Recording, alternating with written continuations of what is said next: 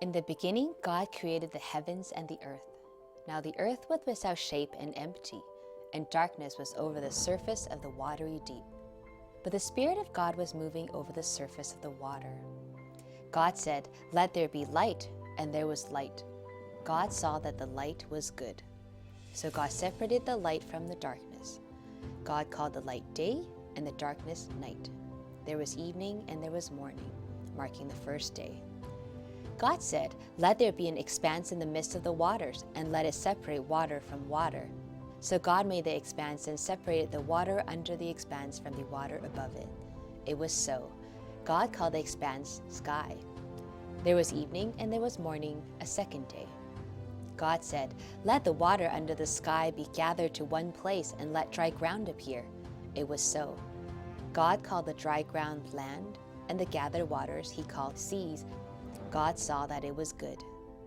God said, "Let the land produce vegetation, plants yielding seeds and trees on the land bearing fruit with seed in it according to their kinds." It was so. The land produced vegetation, plants yielding seeds according to their kinds, and trees bearing fruit with seed in it according to their kinds. God saw that it was good. There was evening and there was morning, a third day. God said, "Let there be lights in the expanse of the sky to separate the day from the night, and let them be signs to indicate seasons and days and years, and let them serve as lights in the expanse of the sky to give light on the earth." It was so. God made two great lights, the greater light to rule over the day, and the lesser light to rule over the night. He made the stars also.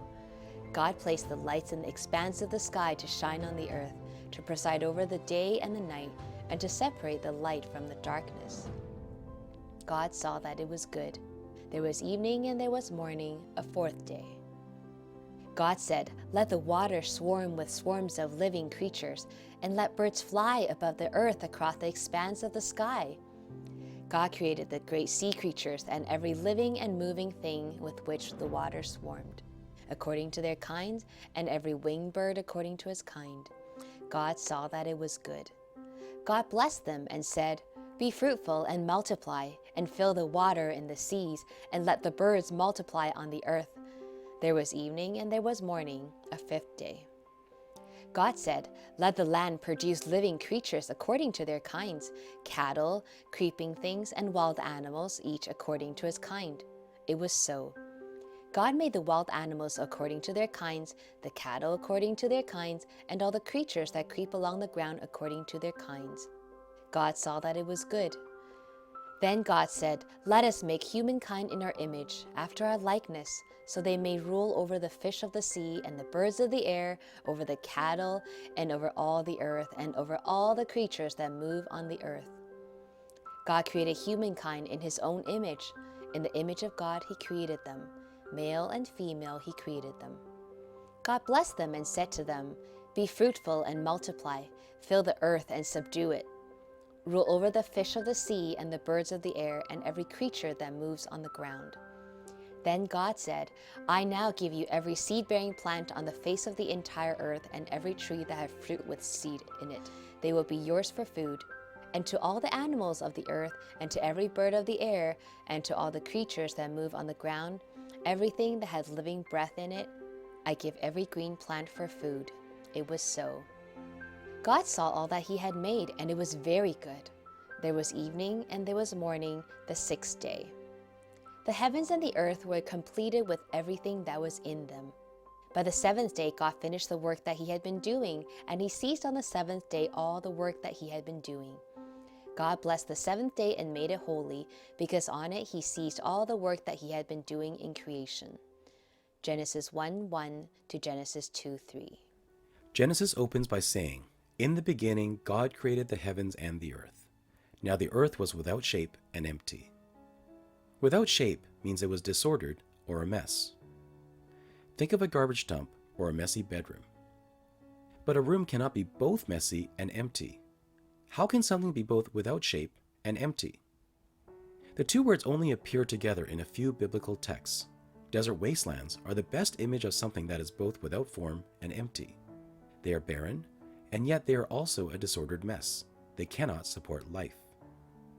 This statement is the antithesis of this text's ending, where the earth will be both well-formed and filled. Genesis 1 has two groups of 3 days. In the first 3 days, God will give shape or form to that which was formless. In the second 3 days, God will fill that which was empty. The passage will then climax in a final day. The text continues, "And darkness was over the surface of the watery deep, but the Spirit of God was moving over the surface of the water." This introduction tells us of the states of darkness, the waters, and the earth. In both groups of 3 days, the first day will deal with darkness and light. The second day will deal with the waters via the sky and sea, and the third day will deal with the land. On the first day, God gives form to light and darkness. God creates light and gives it form by separating the light from the darkness. On the second day, God gives form to the sky and the ocean. God creates the sky to separate the waters above it from the waters below it. On the third day, God gives form to the land in two creative acts.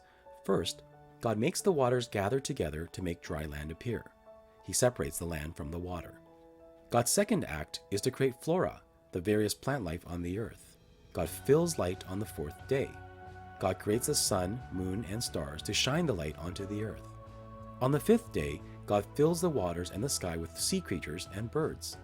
On the sixth day, God fills the land in two creative acts. First, God fills the land with various kinds of living creatures. Secondly, God creates human beings in His own image and gives them dominion over all living things. Finally, there is a seventh day. Here the Creator ceases from His work of creating the universe. God blesses this day, setting it apart as a day for rest. Further structure is found when we look more closely at each day. Each day begins with God making a command. 8 times we will read, "And God said." The command is usually followed 7 times by a statement that what God commanded took place. During the first 3 days, the thing God created undergoes some sort of separation. On these first 3 days, God will also name the things He created. On the subsequent days, there will be an extended description of God's creative act. The description often mentions that God created things according to their kinds. The creative acts during the second 3 days will often include a blessing. On each day, the creative act will usually include God's evaluation that it was good, the only exception being on the second day, probably so that God's evaluation occurs exactly 7 times. Finally, each day will end with a phrase like, "There was evening and there was morning, the nth day." The 7th day is different to all the other days. God speaks no command on this day. God does not evaluate that it is good. And the phrase that marks off the end of each day, "There was evening and there was morning, the nth day," is missing.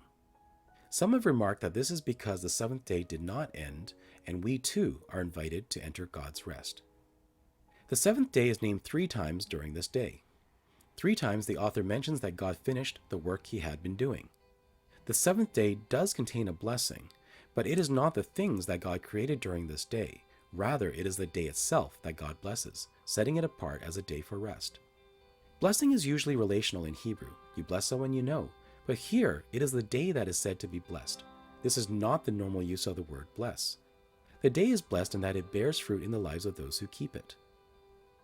This day is different to the other days, a special day set apart when God finished His creative work.